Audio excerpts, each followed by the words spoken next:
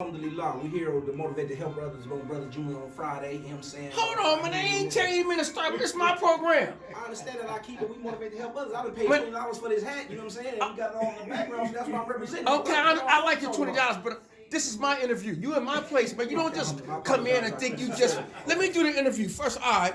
How you doing, brother? What's your name? I'm good. My name is Saifullah Ali. All right, tell the people who you are outside of that. Outside of that, I'm Big Rod, man, from City Fork and MacArthur, East Oakland, man, born and raised in the trenches, you know what I'm saying? It took me through some things, but alhamdulillah, by the mercy and grace of Allah, it brought me here amongst the brothers in a beautiful place, you know what I'm saying? So if y'all don't know about it, learn about it, man, motivate to help others. You know what I'm saying? The brother that ain't on their deen, get on your deen. Ain't nothing wrong with it. We stray from the path sometimes. But Allah give directions to get back to it. So if you don't get back to it, brother, tap in with the brothers, brother DT, brother Hamza Fahim, me, brother Saifullah. We help you get back to where you need to be, man. I got a question. I got a quick question. As you roll it.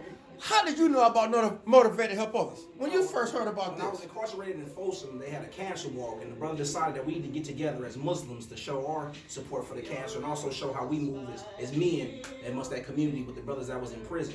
And so the brother came up with a name, Motivate to Help Others. And from there, Allah planted the seed in these brothers to continue once they was out of jail with 100-year enterprise. And they had that podcast, brothers, to tap into. If you ain't tapping into that, I'm telling you right now, you're lost. I'm not knocking none of the other brothers out there with their organization, things of that nature. But if it ain't 100 years enterprise, I'm not gonna lie to you. You ain't getting the real sauce. It's added preserves, artificial behaviors in that. You want to be 100% like Juicy Juice, man. So give the brothers, Motivate to Help Others, 100-year enterprise. You're gonna be on point, man. I promise you. We appreciate that. Thank you for the sincere shout out. I want to go back though, because we had a brother Musa here a couple days ago. Yeah.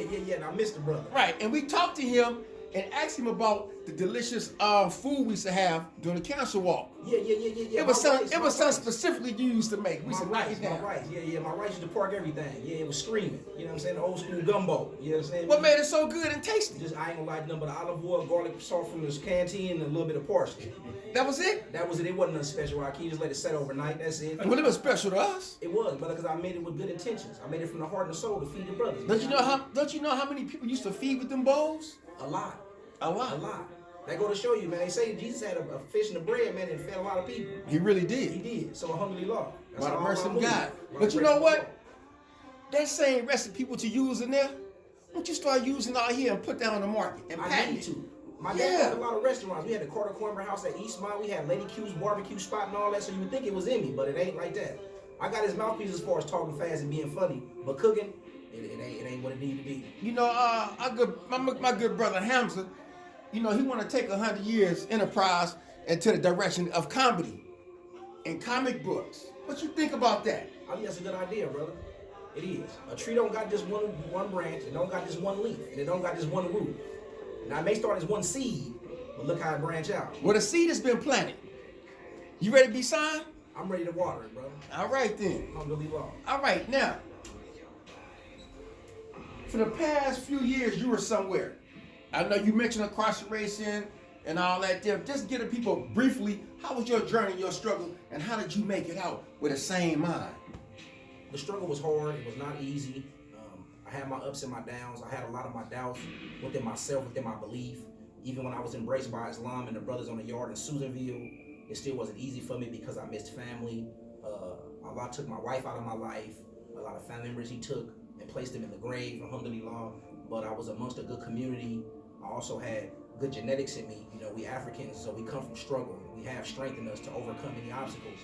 And when I really embraced Islam and totally started making my salats like I was supposed to eat and things I wasn't supposed to eat, then it was good for me. And I got to Folsom. I was even introduced to some better brothers, alhamdulillah, and it helped me expand even more.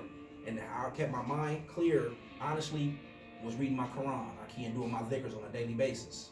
And that's what helped me get through it. Absolutely. And one last question.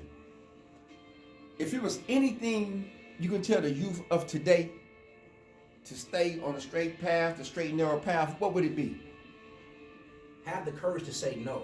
Have the courage to be different, to stay in your own lane. A lot of times I want to say, inherit these wars. We inherit this funk. We inherit this way of thinking, this ideology that is totally false to who we are, to why God placed us here, to what your purpose is. You're not born just to acquire material things. You are born to succeed. You are born to motivate others. You are born to inspire others. No matter what your situation may be, when you look outside your window, know that it's not your end. Continue to strive for whatever that you is, and don't be afraid to ask for help. And when you don't know something, admit that. You have to have the courage to admit your tragedies and your struggles. Absolutely.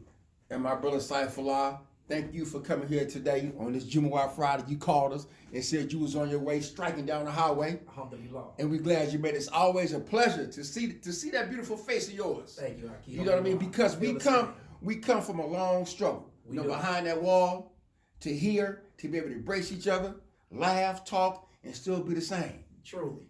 By the grace of God. Thank you very much. Thank you, Hakeem. Appreciate you. Alhamdulillah.